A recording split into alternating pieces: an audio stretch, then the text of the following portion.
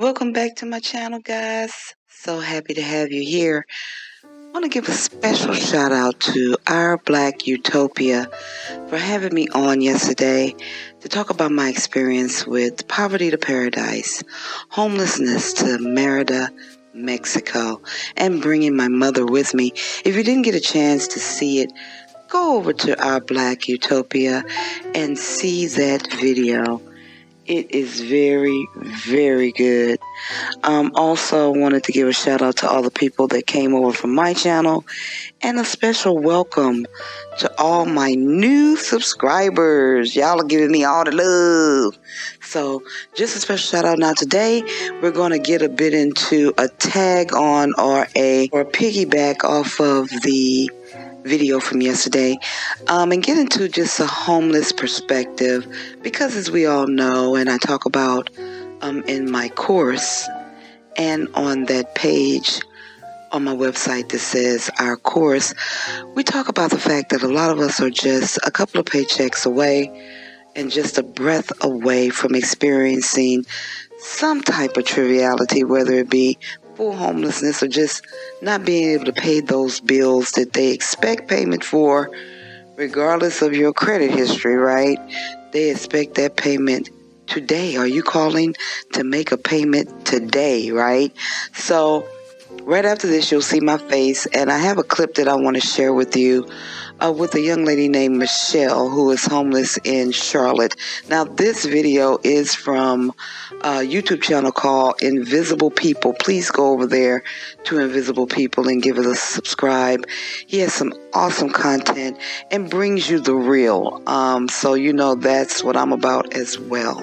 So stay tuned. Right after this, you'll see me, and we're going to look at this video together because it's quite astounding, and it really hits home when we get into the threat, being under the threat of survival, living, quote unquote, living in the United States.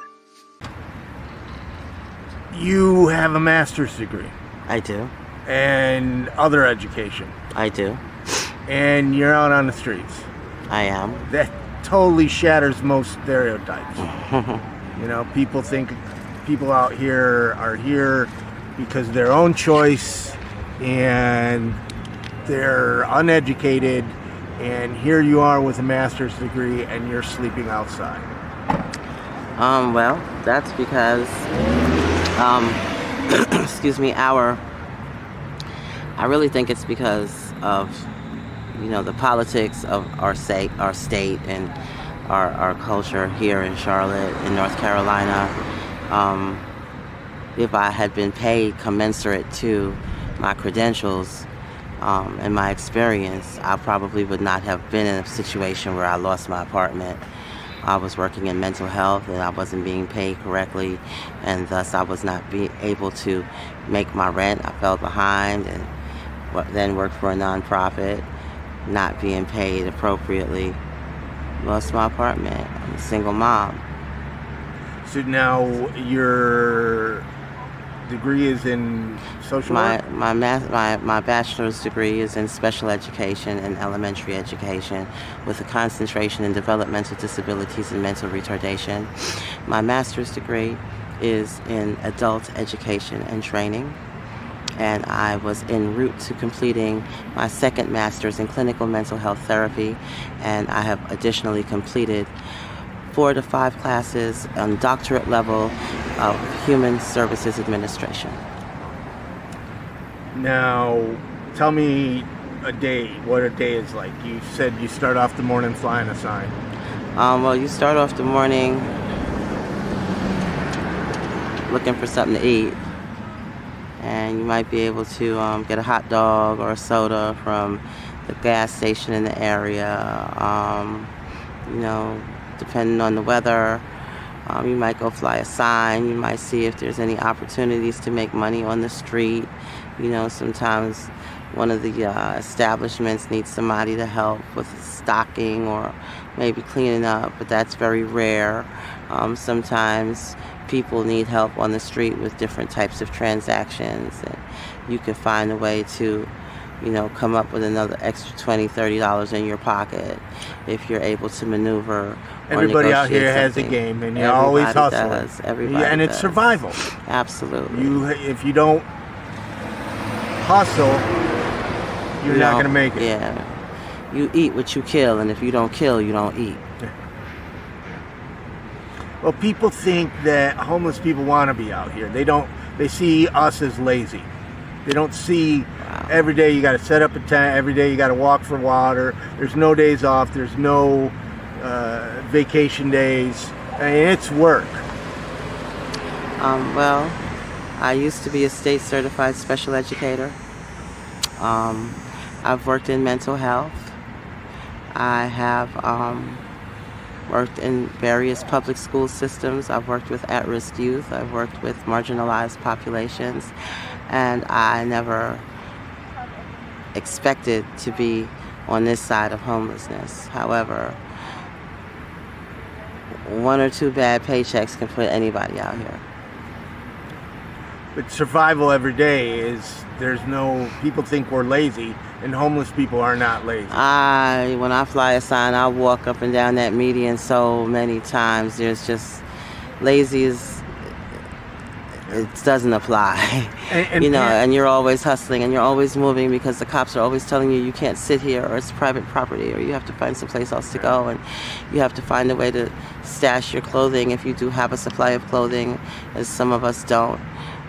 Sometimes you have to shoplift to get clean clothes if you can't wash them. Sometimes you have to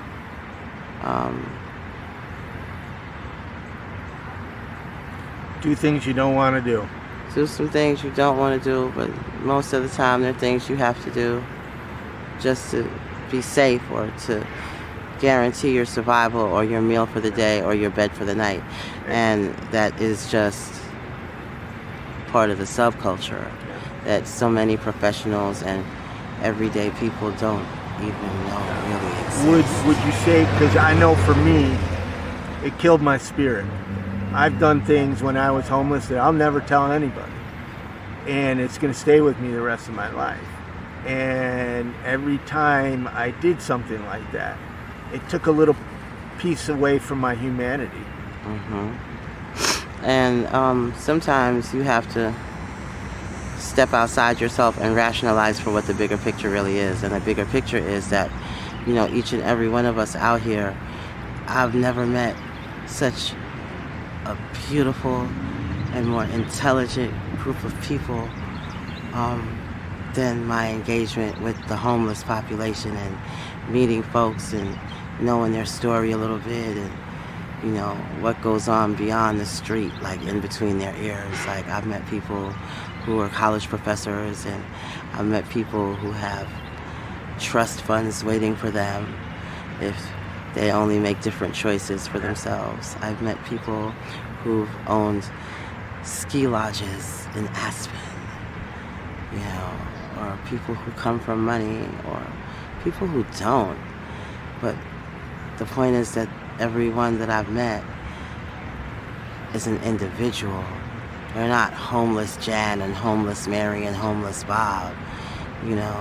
They're people with a story and feelings and goals that might not have been met, but still had the ability to set goals for themselves.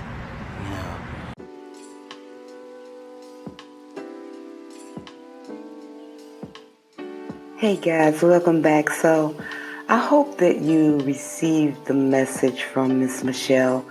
She had a very touching story, and after yesterday or Sunday's interview with Our Black Utopia, I thought it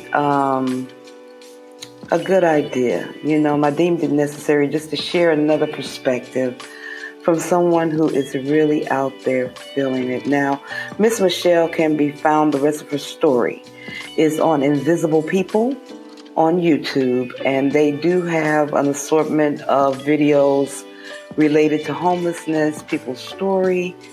Some of the stories are just amazing, and it does reinforce the fact that Most of us, the lot of us, are just a paycheck or two away from that exact experience. So I have a kinship to it. I'm thankful that it did not get to that degree.